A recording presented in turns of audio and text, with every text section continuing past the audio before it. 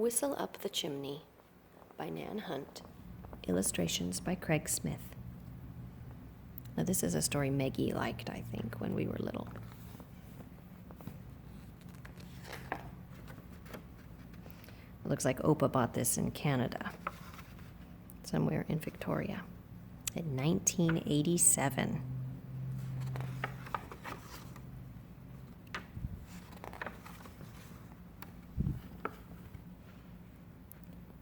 Mrs. Millie Mack lived by herself in a little white house in a big garden. Her husband was dead, and her children grown up and married.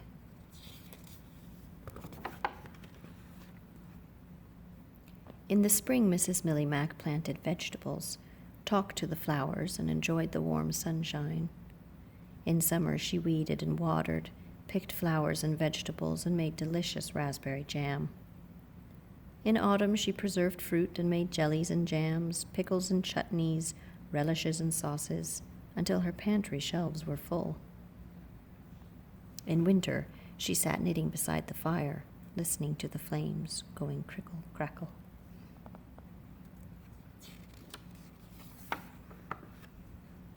Sometimes her children came for a visit and brought the grandchildren to see her.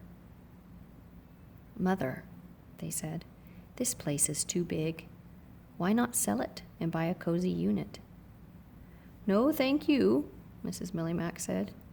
"Winter wouldn't be the same if I couldn't listen to the flames going crickle crackle."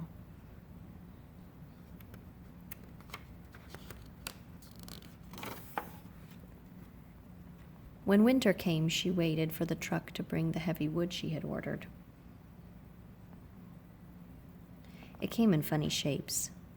There were long, skinny bits, short, thick bits, broken, jagged planks, worn-out sleepers, and half a door. "That's a funny thing," Mrs. Millie Mack said. "Yes," laughed the man. "This is old railway wood, and that's half a door from a boogie-love." When he said that, a most delicious tingle ran up Mrs. Millie Mack's spine. "Oh, really?" she said, and was so busy shivering she forgot to ask what a boogie-love was.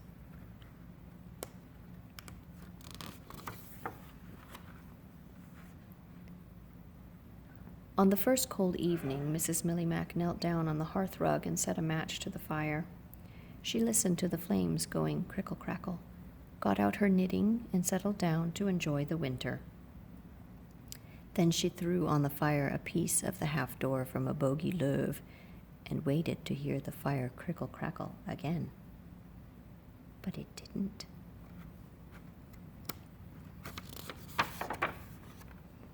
It went biddly-dum, biddly-dee, biddly-dum, biddly-dee, clickety-clackety, clickety-clack, shoong, shoong, shoong, whoosh. There was a smell of old steam train smoke, and afar off, coming closer, Whistle Up the Chimney, and out rushed an express train that disappeared down the hall, through the door, and away into the night.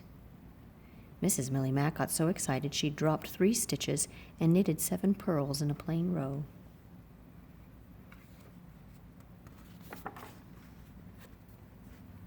The next day, Mrs. Millie Mack set the fire with a large chunk of an old sleeper and another piece of the half-door from a boogie-love. She took up her knitting and waited to hear the fire going crickle-crackle. Just at first it did crickle-crackle, but soon it changed to a slow and ponderous arth-think-arc-can, arth-think-arc-can, arth-think-arc, crack-a-rick, crack-a-rick, chink, chunk, chink, chunk, chink, chunk, arp-chk, pchk.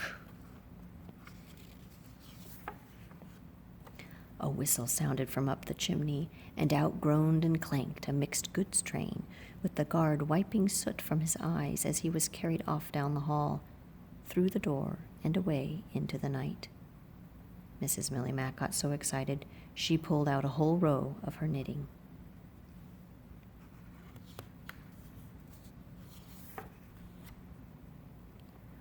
On the third night, Mrs. Millie Mack could hardly wait to light the fire. She had set it very carefully with candle bark and pine cones next to the paper.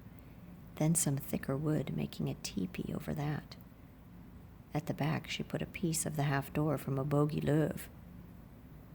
The fire blazed up cheerfully, crickling and crackling in the cones and bark, and then, yes, it was. Very sedately and steadily it came. Chicka-hunka, chicka-hunka, chicka-hunka, chicka-hunka, pee-tum, pee-tee, pee-tum, pee-tee, varoom, varoom, varoom, varoom, arr, arr, arr, arr.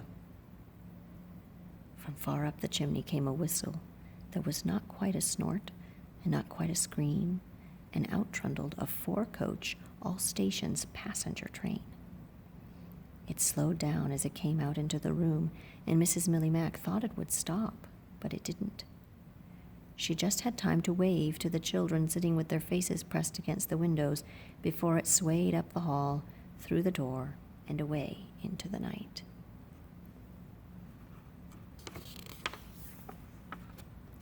Mrs. Millie Mack got so excited she threw her knitting up into the air where it caught on the lampshade. Mrs. Millie Mack didn't care. "Who'd bother with knit 1 purl, 2 knit 3 together?" she shouted. "I'm going to be a train watcher this winter."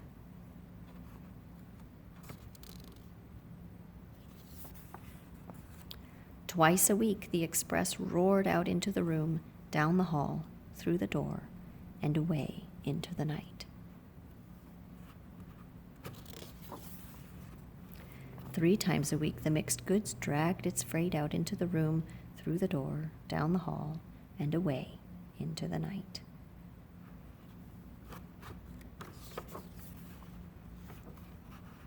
Every other holiday, except Thursdays and public holidays, the all-stations passenger moved sedately out into the room, down the hall, through the door, and away into the night. It was the most exciting winter Mrs. Millie Mack had ever had, and she never did find out what a bogie l'oeuvre was.